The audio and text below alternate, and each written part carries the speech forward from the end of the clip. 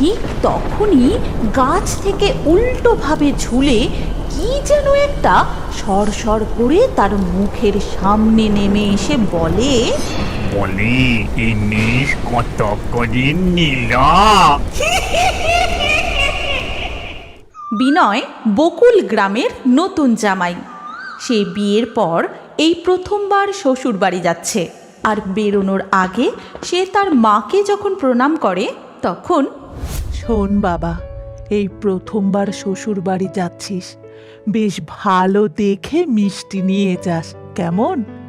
আর যদি কিছু ফল মাকড় পাস নিয়ে নিস। এখন তো বৌমার সম্মান আমাদের ওপরেই নির্ভর করছে। ঠিক আছে মা, তুমি কোনো চিন্তা করো না, আমি দেখে শুনে গুছিয়ে সব নিয়ে যাব। এরপর বিনয় বাসে ওঠার আগে বাজারের সূর্যকুমার মোদকের দোকান থেকে ভালো দেখে মিষ্টি নেয়। কই গো, বেশ ভালো দেখে 100 পিস জল ভরা দাও তো। তারপর জল ভরা সন্দেশ হাতে নিয়ে বেরোতেই সে দেখে একজন মাছওয়ালা খুব হেঁকে হেঁকে গঙ্গার ইলিশ মাছ বিক্রি করছে। তখন বিনয় বেশ বড় সাইজের 2টো ইলিশ মাছ কিনে বাসে চড়ে বসে। এরপর তার শ্বশুর বাড়ি পৌঁছতে পৌঁছতে প্রায় সন্ধে হয়ে যায়। তার উপর বাস থেকে নামতেই শুরু হয় কাল বৈশাখীর ঝড় বৃষ্টি। বাবা রে বাবা, এ কি ঝড় বৃষ্টি শুরু হলো রে বাবা! আকাশ যেন একেবারে ভেঙে পড়ছে। এদিকে তো কেউ কোথাও নেই গো, একটা কোনো বাড়ি পর্যন্ত দেখা যাচ্ছে না। একটু মাথা গুঁজে দাঁড়াবো। বাপরে বাপ, কি বাজ পড়ছে! ঠিক তখনই কেউ যেন পিছন থেকে বলে উঠল, বলে ইলিশ কত করে নিল? সেই খনা খনা গলা শুনে বিনয় চমকে গিয়ে পিছন ফিরে দেখে বলে, আপনি কে? কি কি আমার কাছে কি চাইছেন? বাবা, কি ভয়ঙ্কর দেখতে গো! আমার দেখেই পুতুল করছে। আমারই চিনলেন না? আপনি নতুন বোঝে, এই যে আমি মেসোভূত। ভূতের নাম শুনে বিনয় তো ভয় দৌড়তে শুরু করে, কিন্তু ভূতটাও মজা।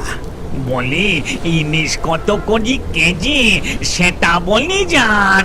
কিন্তু বিনয় কোনো দিকে না তাকিয়ে শুধু ছুটতে থাকে। তারপর খুব ক্লান্ত হয়ে গিয়ে একটা গাছের তলায় চোখ বুজে বসে পড়ে আর জোরে জোরে হাঁপাতে থাকে। ওরে বাবারে, এ কোথায় এলাম রে! আমি আর দম নিতে পারছি না, আমার বুক ফেটে যাচ্ছে।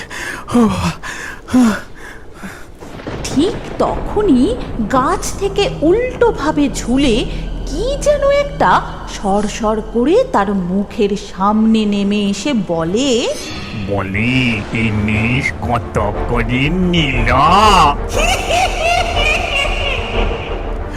ওরে বাবা, বাঁচাও, বাঁচাও!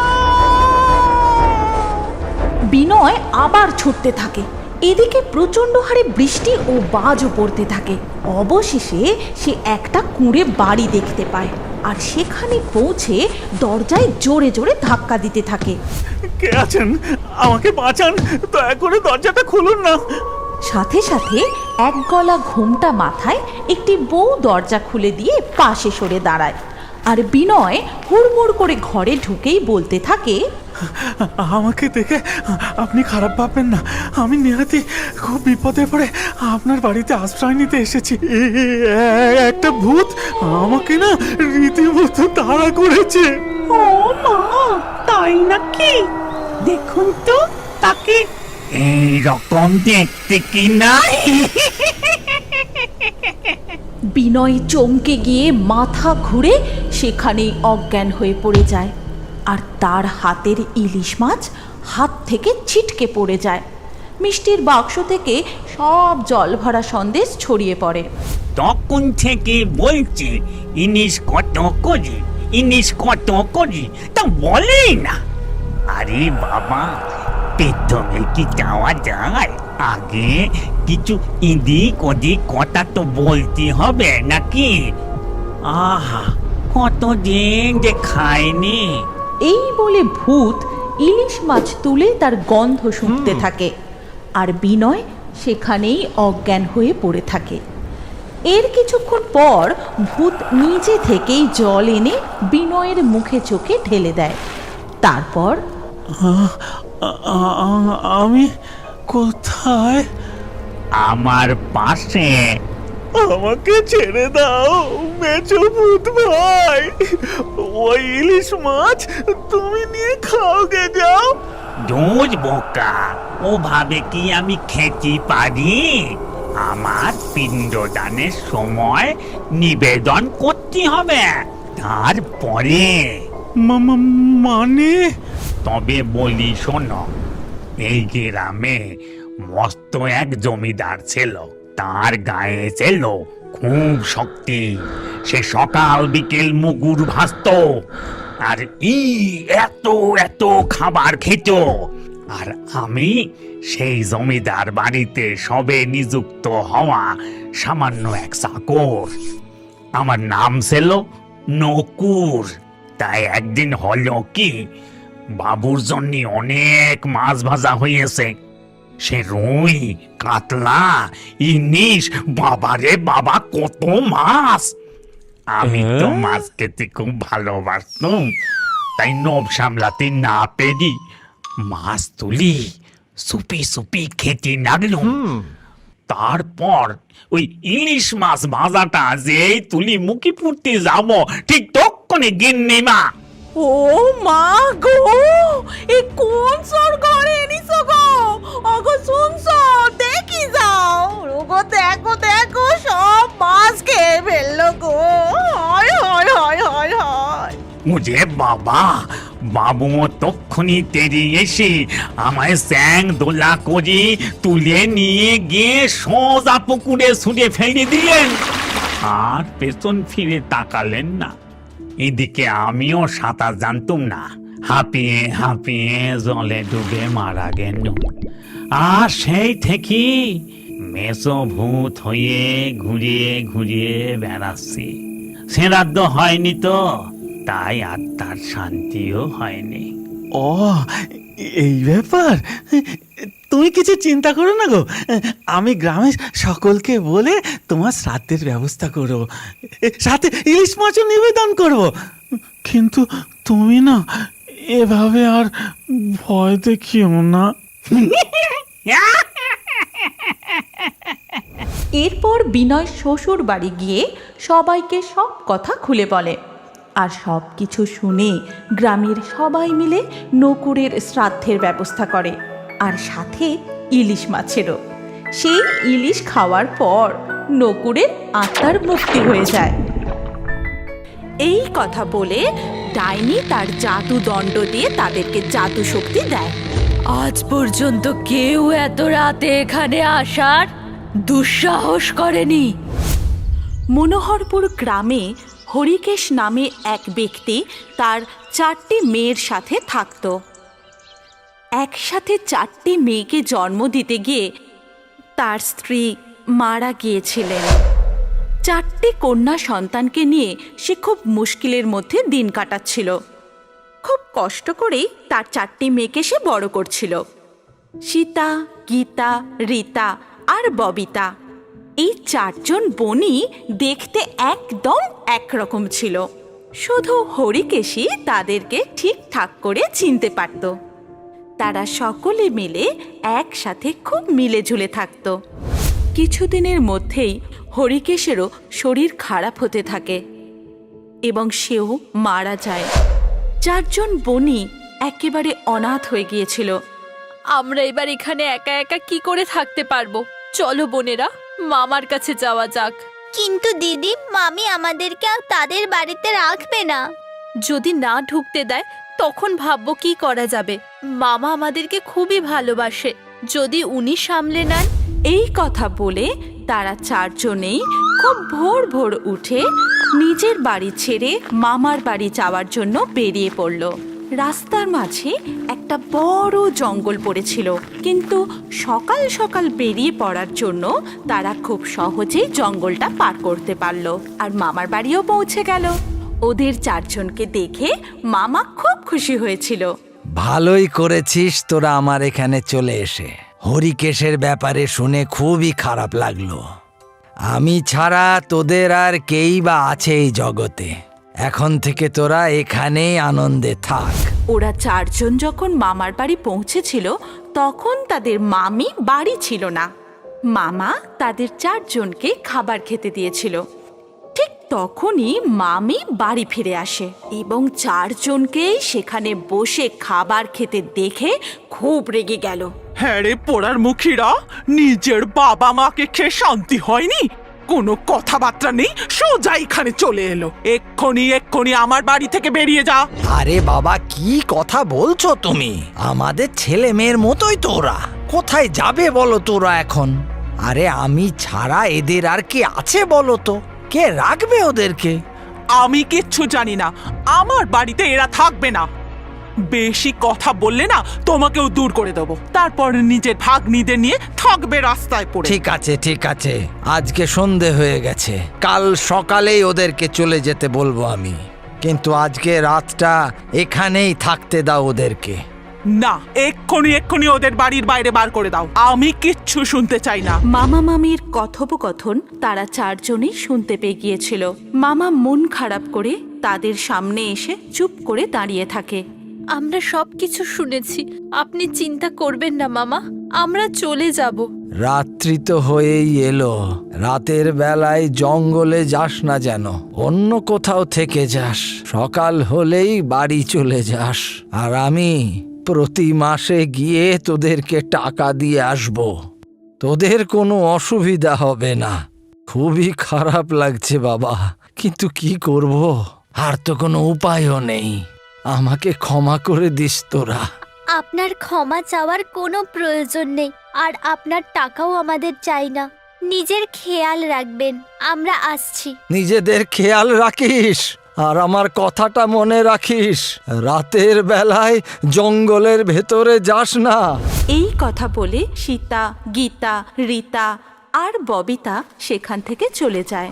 মামার বাড়ি থেকে যখন তারা বেরিয়েছিল ততক্ষণ সন্ধে হয়ে গেছিল। জঙ্গলের সামনে পৌঁছতেই রাত নেমে এসেছিল। সীতা দিদি, আমরা ভেতরে কি করে যাব? রাত্রে জঙ্গলে যেতে মামা বারণ করেছিল। কিছু হবে না, এমনিতেও আমাদের এই দুনিয়াতে কে আছে? যদি কিছু হয়েও যায় তাহলেও চিন্তা করার মতো কেউ নেই। চলো বোনেরা, যাওয়া যাক। এই কথা বলে চারজনেই যখন জঙ্গলে যায় ততক্ষণ রাত গভীর হয়ে গেছিল। সীতা, গীতা, রীতা আর ববিতা চারজনেই খুব ভয়ে ভয়ে জঙ্গলের ভেতরে ঢুকতে লাগলো। কিন্তু অন্ধকারে তারা রাস্তা খুঁজে পাচ্ছিল না, আর একই জায়গায় ঘুরতে থাকে। তখন হঠাৎ করেই জঙ্গলে একটা ঝড় বইতে থাকে। এটা দেখে তারা সকলে খুব ভয় পেয়ে যায়। এটা কি হচ্ছে? আমার খুব ভয় করছে। ঠিক তখনই সকলকে চমকে দিয়ে সেখানে এক ডাইনি এসে উপস্থিত হয়, আর ওই চারজনকে বলে যে আজ পর্যন্ত কেউ এত রাতে এখানে আসার দুঃসাহস করেনি। তোমাদের সাহস দেখে আমি খুব খুশি। আমি তোমাদেরকে পুরস্কার স্বরূপ কিছু দিতে চাই। বলো, কি চাও? আমাদের কেউ নেই, এই জন্য এরকম কিছু দিন যাতে আমাদের দিন কাটাতে সুবিধা হয়। ঠিক আছে, তোমরা যা চাও সেরকমই হবে। এই কথা বলে ডাইনি তার জাদু দণ্ড দিয়ে তাদেরকে জাদু শক্তি দেয়।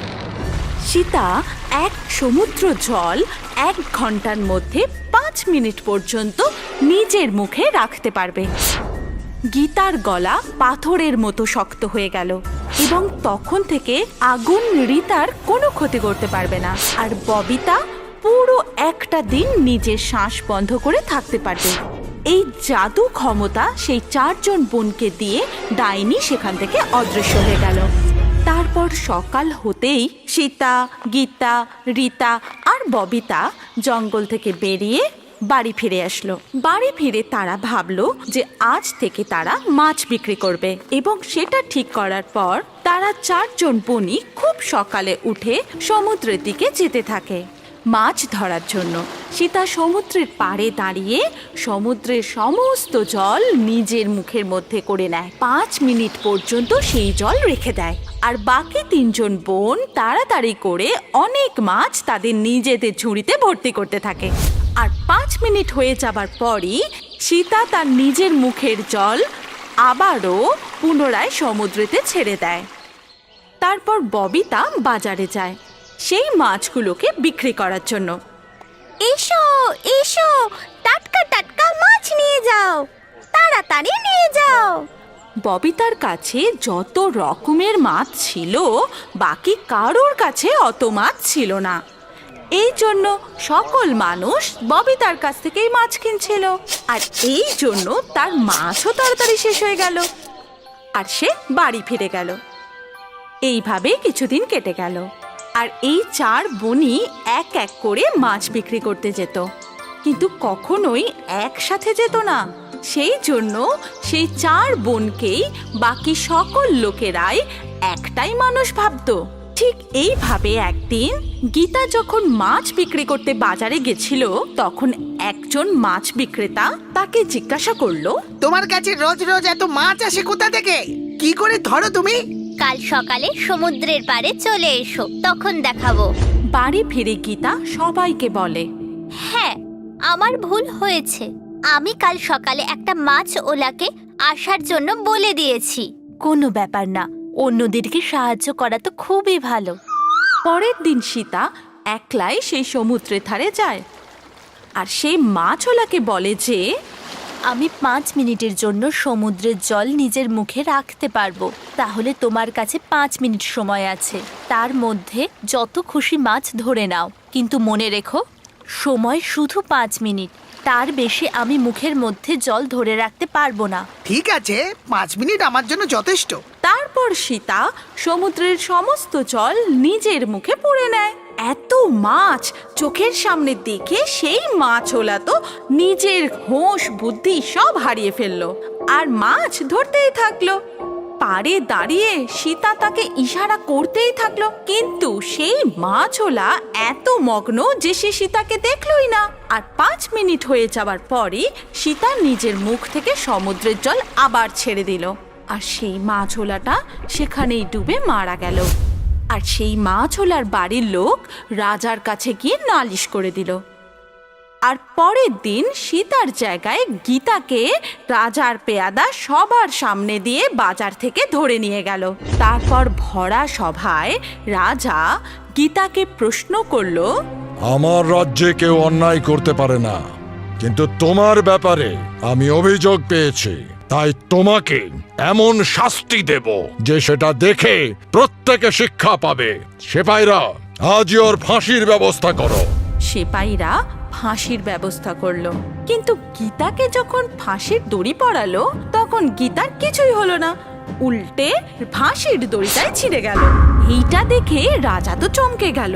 তারপর গীতাকে বললেন, ফাঁসিতে বাধা পড়েছে, তাই আজ তোমাকে আর ফাঁসি দেওয়া হবে না, কালকে তোমাকে আগুনে পুড়িয়ে শাস্তি দেব। আপনি যেরকম বলবেন সেরকমই হবে, কিন্তু আজকে আমাকে শেষবারের মতো আমার পরিবারের সাথে থাকতে দিন। আর এটাই আমার জীবনের শেষ ইচ্ছা। ঠিক আছে, আজকে তুমি যেতে পারো, কিন্তু কাল সকালেই তুমি চলে আসবে। ঠিক আছে মহারাজ। এই কথা বলে গীতা বাড়ি ফিরে আসে এবং বাড়ি ফিরে পুরো ঘটনাটা বাকি বোনেদের বলতে থাকে। সব কথা শুনে রীতা বলে যে, গীতা, তুমি চিন্তা করো না, কাল শাস্তি নিতে আমি যাব। আগুনে আমার কিছু হবে না, আমি সম্পূর্ণ সুস্থভাবেই বাড়ি ফিরে আসব। সকাল হতেই রীতা রাজ দরবারে পৌঁছে যায়। রীতাকে দেখেই রাজা আদেশ দেন, সেপাইরা, আগুন লাগাও আর তাতে ওই মেয়েটাকে ধাক্কা দিয়ে দাও। সেপাইরাও রাজার আদেশ অনুসারে আগুনের মধ্যে রীতাকে ধাক্কা দিয়ে দেয়, কিন্তু রীতার কিছুই হলো না। আগুনটাই নিভে গেল এবং রীতা একদম সুস্থ রইল। এইটা দেখে রাজা তো অবাক হয়ে গেল। তারপর সে রীতাকে বলল, আমার মনে হয় যে তুমি নিশ্চয়ই কোনো জাদু টাদু জানো, তাই তোমার কিচ্ছু হচ্ছে না। এবার তোমাকে জলের মধ্যে ডুবিয়ে আমি তোমাকে মারবো। ঠিক আছে, যেরকম আপনার ইচ্ছা, কিন্তু শুধু আমাকে আজ শেষবারের মতো পরিবারের সাথে দেখা করতে দিন। জলে ডুবে আমি তো কাল মরেই যাব, বলুন। আজ শুধু আমার শেষ ইচ্ছাটা পূরণ করে দিন। ঠিক আছে, আজকে শেষবারের মতো তোমার ইচ্ছে মানা হবে। আজকে তুমি যাও, কিন্তু কালকে সকালেই তুমি চলে আসবে। রাজার কাছ থেকে ছাড়া পেয়েই সে বাড়ি ফিরে সব কথা বোনেদেরকে বলল। সব শুনে ববিতা বলে যে, তোমরা চিন্তা করো না, কাল আমি যাব জলেতে ডোবার জন্য। আমি জলের তলায় নিজের শ্বাস বন্ধ করে ঠিক বসে থাকবো। রাত্রে তোমরা গিয়ে আমাকে নিয়ে চলে আসবে। ঠিক আছে, কিন্তু আমরা এখানে আর থাকবো না। এখান থেকে অনেক দূরে চলে যাব, নতুন ভাবে আবার জীবন শুরু করব। যতক্ষণ আমাদের কাছে এই জাদু শক্তি আছে ততক্ষণ আমাদের কোনো চিন্তা নেই। পরের দিন সকালে ববিতা রাজার কাছে পৌঁছে যায়। রাজা সিপাহীদের ববিতাকে সমুদ্রের জলে ডুবিয়ে দেওয়ার আদেশ দিলেন। আদেশ অনুসারে সকলে মিলে ববিতাকে সমুদ্রের পাশে নিয়ে গিয়ে সমুদ্রেতে ধাক্কা দিয়ে দেয়। আর সকলেই ভাবলো যে এবার এ মারা গেল, আর সকলেই আবারও রাজদরবারে ফিরে এলো। তারপর রাত্রে সীতা, গীতা, রীতা গিয়ে ববিতাকে ডাকতে থাকে। আর কিছুক্ষণের মধ্যে ববিতা সমুদ্র থেকে বেরিয়ে এলো। তুমি ঠিক আছো তো? আমি একদম ঠিক আছি দিদি, কিন্তু তাড়াতাড়ি চলো, রাত শেষ হওয়ার আগেই আমাদেরকে অনেক দূর যেতে হবে।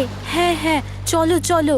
তারপর চার বোন একসাথে নতুন করে জীবন শুরু করার জন্য বেরিয়ে পড়ল। আমাদের গল্প এখানেই শেষ হলো।